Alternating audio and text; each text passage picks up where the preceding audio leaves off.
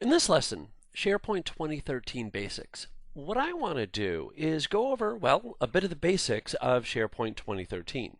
Then I want to start by defining what SharePoint is, and then move into a lot of the different moving parts that make the SharePoint magic happen. One of the things that I find when students are first trying to get in and figure out what SharePoint is all about is that they're sort of bombarded, overwhelmed with all the different moving parts and all the different terminology, especially because some of that different terminology, like web application versus site, might be synonymous outside of SharePoint, but inside of SharePoint means something very particular. Now, if you've experienced SharePoint 2007 or 2010 in the past, then a lot of this will probably be review for you. But one of the things, again, that I find is that people still do benefit from just going over one more time kind of what everything is, and it might help bring a couple of things together for you. In the meantime, let's get rolling by talking a bit about what SharePoint is. I think the best word that you can use to describe SharePoint is platform. Now, SharePoint does quite a bit for you out of the box. Right out of the box, I can get it to be an intranet solution so that my users, teams, departments can go ahead and create their own site structures, their own sites, their own lists, their own libraries to be able to share and collaborate over information. It can be a workflow host. So that way, if we're looking for something to manage, say, accounts receivable, accounts payable, onboarding of new employees, or even something as simple as a time off request, SharePoint can do that relatively easily. And SharePoint can also serve as a portal, so that if I've got information both inside and outside of SharePoint, maybe inside of a database or available through a different web application, SharePoint can still be the front end for that data. So it's kind of one-stop shopping. But really, I think the biggest thing that describes SharePoint is it's a platform. That SharePoint allows you to create your own custom solutions so that if you see that SharePoint doesn't do something that you'd like it to do, you can make SharePoint do it. If you see that SharePoint does do something that you don't wish it would do, you can make SharePoint not do that. So it serves as a fantastic platform. SharePoint comes in a few different varieties. First and foremost is SharePoint Foundation. SharePoint Foundation is the free version of SharePoint, free of course if you have a copy of Windows Server, and it's there to serve as a basic intranet solution.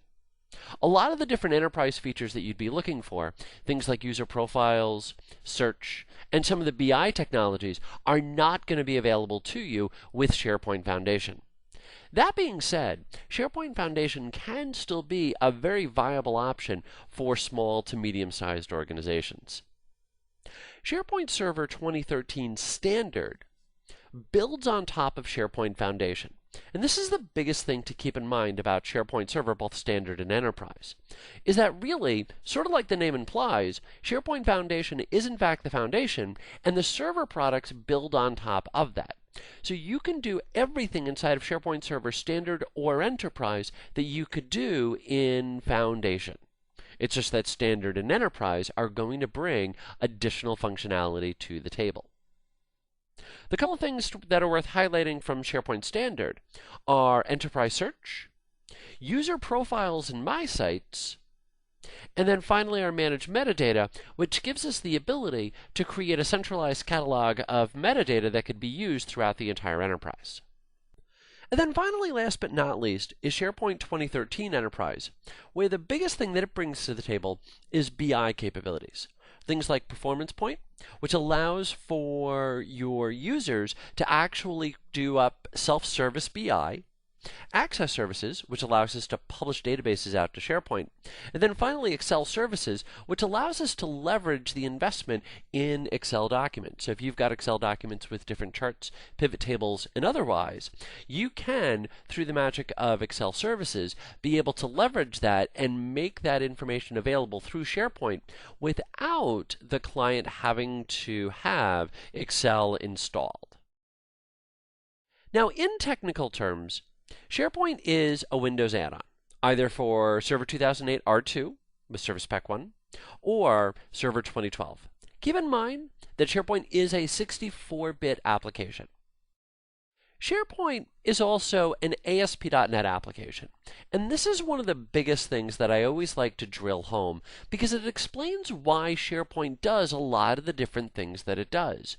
One of the things that we're going to see as we investigate SharePoint in this lesson, as well as future lessons, is the fact that SharePoint builds on top of IIS, and a lot of the different things that we're going to be doing in SharePoint will wind up modifying or requiring different changes inside of IIS. So SharePoint is an ASP.NET application. Finally, SharePoint is a front end to SQL Server. Most all of the data that your users are going to be accessing that's stored inside of SharePoint will be inside of SQL Server. In particular, it'll be inside of content databases, but it will be inside of SQL. As I mentioned, SharePoint is an ASP.NET application. Thus, it requires IIS. So if you haven't experienced IIS a whole heck of a lot, probably worth taking a couple of moments here to talk a little bit about the different moving parts inside of IIS. First of all, in IIS, for us to be able to serve up any page at all, we need to create what's known as a website. And our website is going to be the entry point for different applications. We can basically create as many websites as we might want, as long as each one of them differs based on one of three things: the port number, the host name, or the IP address. So the port number is the number that's going to be typed in at the end, and it tells TCP/IP which port number to use behind the scenes. The standard, of course, is 80, and you might decide to use a non-standard port just for testing purposes. Because the one nice thing about changing just simply the port number is that unlike the hostname or the IP address, where we're going to need to update DNS, I don't need to do that for a port number. I can just simply type out whatever the address is, colon, and then the port number. The problem, however, is that most users are not going to be trained in this. So creating different sites with different port numbers is perfect for testing, perfect for development, not so hot for production, not something that I'm going to make public facing. The next thing that I can differ by is hostname. So the box is going to keep the same IP address. I'm just simply going to go to DNS and tell it to use an additional hostname. And the host name is going to be really anything to the left of the domain name. So if our domain name was geektrainer.com, then our host name would be sales, or the full name would be sales.geektrainer.com. The big thing about doing this with a different host name is I can't simply go into IIS and tell IIS, hey, this website is going to answer on this host name. I'm also required to update DNS. And then finally, last but not least, is an IP address. I can just simply add in a brand new IP address to the server and then configure my website to use that IP address. But again, sort of like the port number, where my users are not going to be expecting to type in a number, my users are not going to be expecting to type in an IP address. As a result, I am also going to need to update DNS manually. The other big moving part inside of IIS is what's known as an application pool. An application pool is, as I like to call it, a baby web server, because it's the application pool that will actually be doing the work and serving up the pages. That each application pool will have at least one, if not multiple instances of the W3WP exe worker process. Now, the big thing to keep in mind about your application pools is that they are going to be separate memory space, separate processes, separate accounts. And it's also going to have separate copies of the application pools for the DLLs that are going to be needed. So if we break this down a little bit, advantages and disadvantages to creating multiple application pools, what you're going to notice on the advantage side is that I do get additional stability, because if one application pool crashes, it's not going to impact any of the others. I get increased security because I can use different accounts for each pool. And I also have the ability to recycle each pool, or basically restart each pool without impacting any of the others. The big disadvantage is performance. And this is a slight oversimplification, but it still mostly holds true. For every single website that I create for SharePoint and put into its own separate application pool, what's going to wind up happening is I'm going to wind up with a separate copy of SharePoint for each one of those sites. That is going to slow things down. In fact, one of the biggest mistakes that I see made by people who first deploy out SharePoint is that every time they go into SharePoint and create a brand new web application and a new website inside of IIS to hook up to that, they create a brand new application pool. Now, part of this is because the UI sort of nudges you in that general direction, but it is something that you want to avoid. That unless you have a very specific reason to put an application pool off on its own separate set of websites, you really want all of your websites to share that one application pool. Now, you might decide to split off a website for, say, security purposes. You might decide to do it because maybe I'm doing both staging and production on a server just simply to save a little bit of cost, and I want to make sure that I'm keeping my production and my staging separate from one another. But on the whole, I really want to be very careful about that unless we've got a very specific reason to take our websites and split them up into different application pools, I generally want to share them inside the same application pool. Let's turn our attention to the logical architecture of SharePoint. What you're going to notice for our hierarchy is up at the very top, we've got our farm, which is a collection of servers. Our farm is going to house different web applications, which, as we're going to see, will plug into IIS. Our web applications will house site collections, which is going to be a collection of sites. Our sites will then actually provide the structure and the UI for our users, and they will contain lists which will contain our data.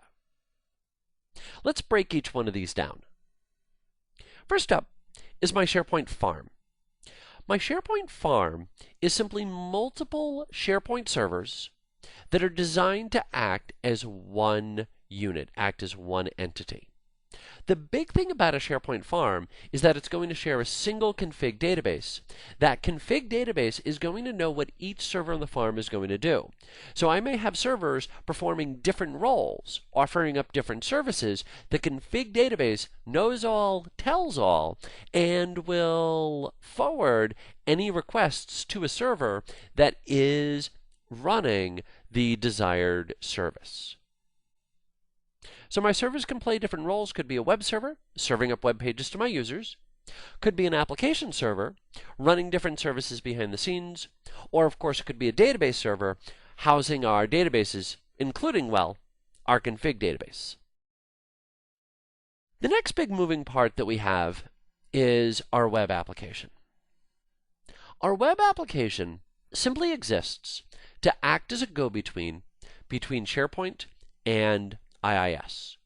So every time that you want to create a brand new application, you're going to need to create a new website inside of IIS.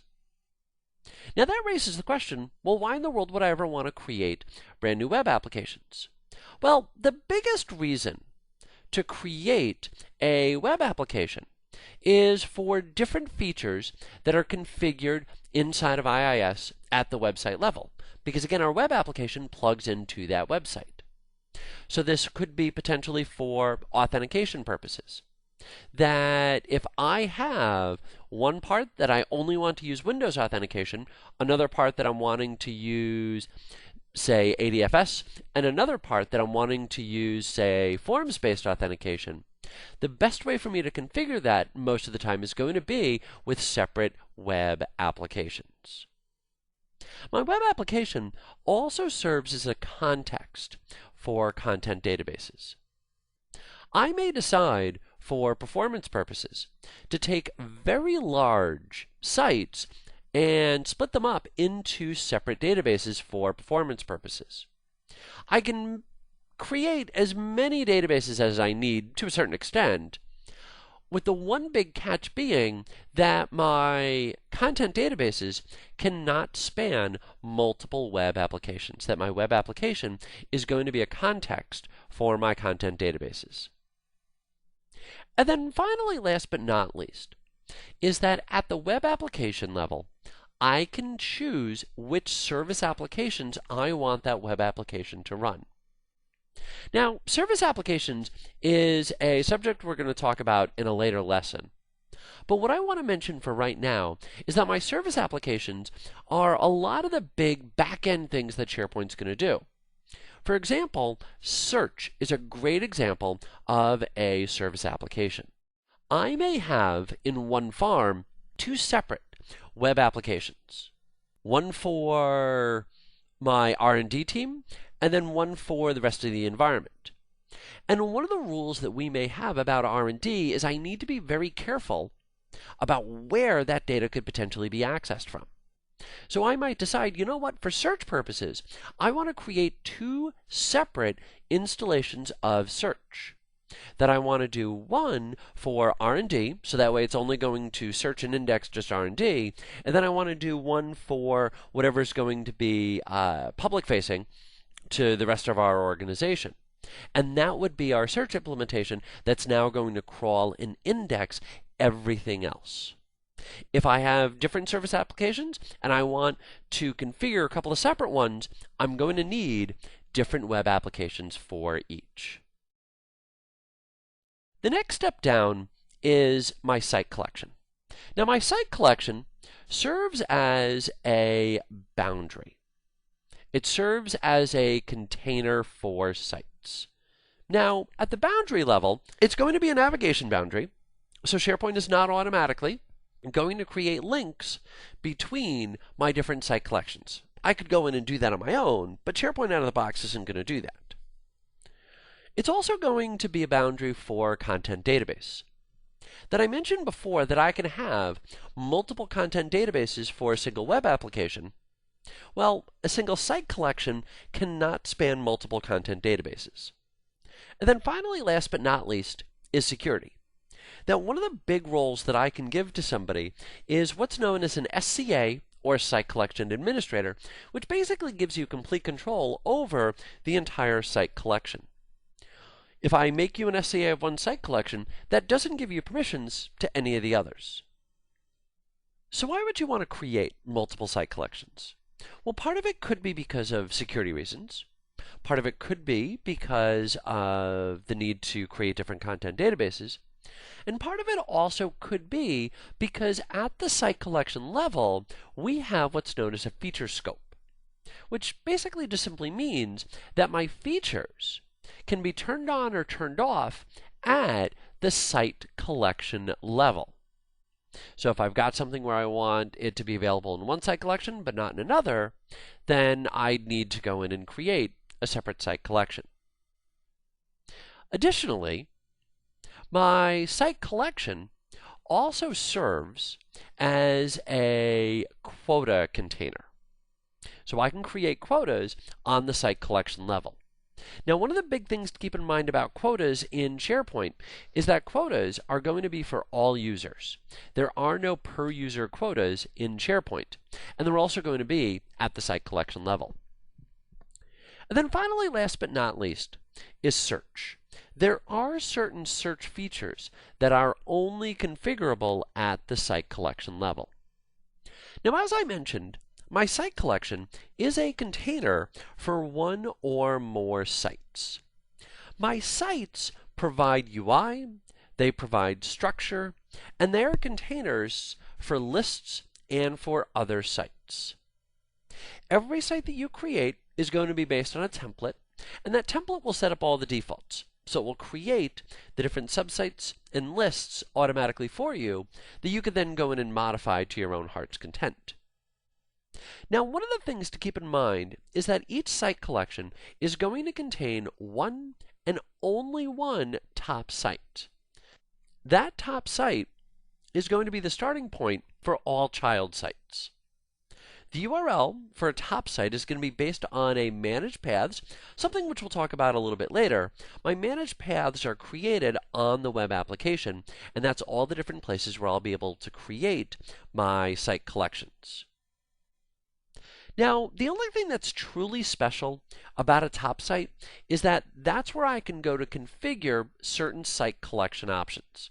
But beyond that, my top site is at the end of the day just simply a site. My sites, as I mentioned before, are containers for lists or, more generically, apps. My lists are containers for my data. They're very similar to tables in a database, because just like tables in a database, they'll have columns, only instead of having rows, my lists will have list items. Now, my list can go by other names that, like I mentioned before, more generically, my list is an app. And my list can also go by the term of library for more specific types of lists, like a document library. You'll notice, however, that I'll continue just to use the term list because I find that that causes the least amount of confusion. Now, to roll all of this back up again, our lists again are containers for data contained inside of a site. Every site collection that we create will have one and only one top site. That's going to be my user interface, provide my structure, collection of lists based on a theme, and it's also worth mentioning that my site can be a scope for features as well. My site collection is going to have quotas and boundaries, and I can optionally at the site collection level create a brand new content database. You'll notice that it's one top site per site collection. Now, from there, I can create basically as many child sites as I want off of my top site. My site collection is contained inside of my web application. My web application can basically have as many site collections as I may need. My web application is going to set the authentication mechanism, and it does require a content database because it's going to set the scope for my content database. Also, at the web application level, that's where I can configure my different service applications. And then finally, down at the very bottom in IIS is my website. And I can create my different websites based on the port number, the IP address, and the host name. And my websites will go into application pools. Let's talk a bit about the physical structure of SharePoint, the different moving parts that we have. First of all, we're going to have a web server. Web server is designed to serve content for user, and it's the only server that my users need to have access to. The back-end application and database servers, my users are not going to connect to. Next up are my application servers. My application servers provide behind-the-scenes functionality, things like access services, Excel services, and search. Now, how you're going to set up your application servers is going to vary based on your organizational needs. So if you are migrating a lot of old Access databases into SharePoint, then obviously Access Services is going to be something that would be very important to you. So you might decide, all right, well, we're going to dedicate one or two servers for being Access Services. Or you might be migrating an application that doesn't have any access whatsoever, so Access Services in your environment is going to maybe not even be turned on. So it really depends on your environment as the location and the number that you're going to have. Now, that being said, what's nice about the application servers is that with really just a couple of exceptions, it's very easy for me to modify my architecture, that I can install SharePoint, join it into the farm, and stop and start my services as needed. SharePoint, like I mentioned, is a front end for a database. My databases come in a whole host of different varieties. The first big one that we've got is our config database. Every farm will have one and only one config database. Our config database knows all, tells all about SharePoint and what's going on in the farm. My content database sort of like the name implies, houses my content. And then finally, last but not least, are my different application databases used for search, Excel services, access services, managed metadata, and so forth. Now, when it comes to planning and sizing your databases, because depending on the different type of application you were talking about, you're going to notice that the sizing and overhead requirements are going to vary. Microsoft does have a white paper that lays out every single database, the expected size, and what I should do to optimize that database. And you'll notice the link right there that you can follow to go see all of those database types. It's one of those white papers that is pretty much required reading for every SharePoint administrator. Now, I will say, to close off this slide, that one of the big things about SharePoint is that every time it asks you for a database, it'll also ask you if you want to put it onto a different server. So if you need, again for performance purposes, to put different databases on different servers, SharePoint is just fine with that. Now, one of the biggest questions that I always get asked is, hey Christopher, what should be our default deployment? And my answer is, well, it depends. It really depends on your environment, the need for high availability, the number of users that are going to be connecting, how heavily they're going to be using SharePoint, what you're going to be doing. There's a lot of moving parts.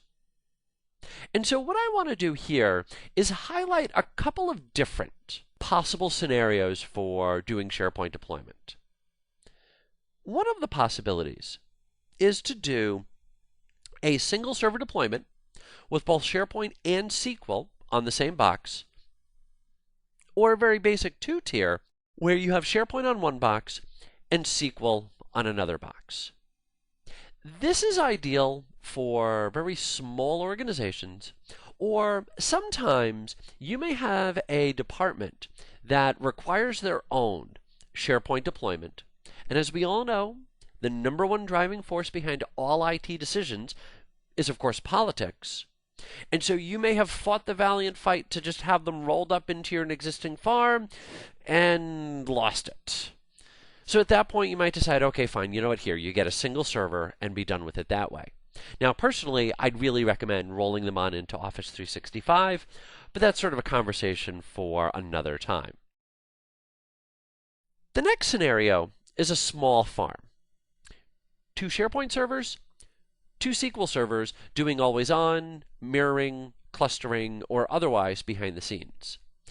This is your most common starting point because it gives me my high availability, and for most small to medium-sized organizations, this will give me a great starting point as far as performance goes.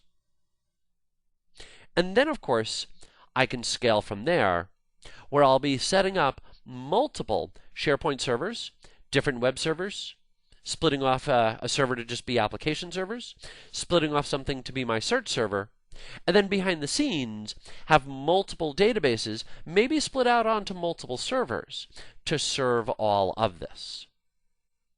Quite frequently, what's going to happen is you will start with the small farm that we saw and then grow to something like this based on your needs. There is the basics of SharePoint. I'll see you in the next lesson.